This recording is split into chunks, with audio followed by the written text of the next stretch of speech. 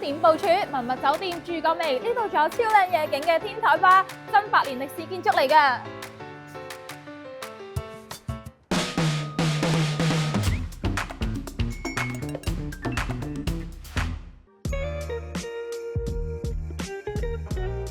嚟到新中央酒店嘅主題係復古懷舊，成個氣氛好似穿越返去民國時期咁啊！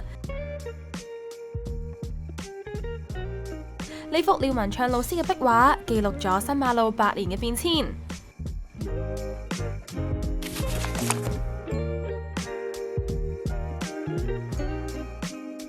未夠鐘食飯，等我 check in下啲酒店房，睇下環境點先。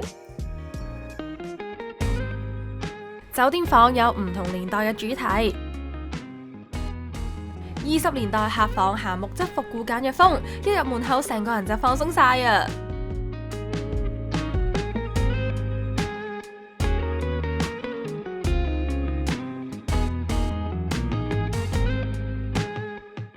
！30年代客房行低調嘅奢華風。依間客房仲多咗個露台，可以沉浸式咁樣體驗懷舊嘅靚景。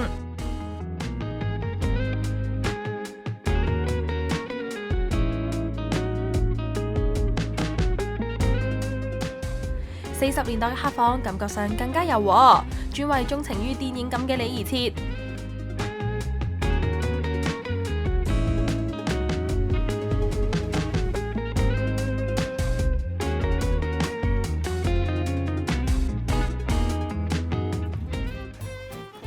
終於夠鐘食漂亮飯啦！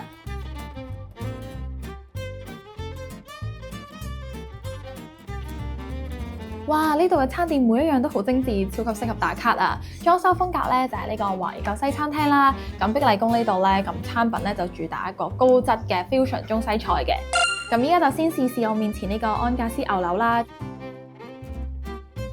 呢個安格斯牛柳咧個熟度啱啱好啊！我食完依家咧個嘴都會慢慢滲一種嗰個木質烤嘅香味喺度，入面亦都 keep 住到好 juicy 㗎。再試少少佢個黑椒松露汁先。個汁嘅味咧唔會話好濃咁樣去冚住咗牛柳本身嘅香味嘅，但都夾得啱啱好。除咗買相精緻之外，味道都非常之唔錯。跟住就試呢個酥皮海鮮湯啦，佢嘅造型睇落去超邪惡，仲好脆啊！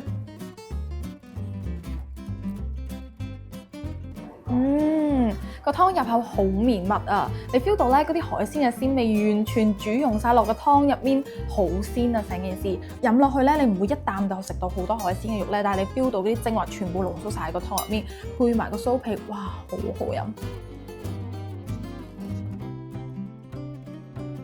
跟住就試呢個西班牙黑毛豬豬肋骨啦。佢個汁咧都好特別啦，跟住係酸酸辣辣咁樣嘅，超級開胃啦。然之後你後面咧就食落去啲肉嗰度咧就有陣炭燒嘅香味啦，個肉咧都依然都係 keep 到好軟嫩。呢個咧食完之後咧，你會好開胃，想食埋其他餸咯。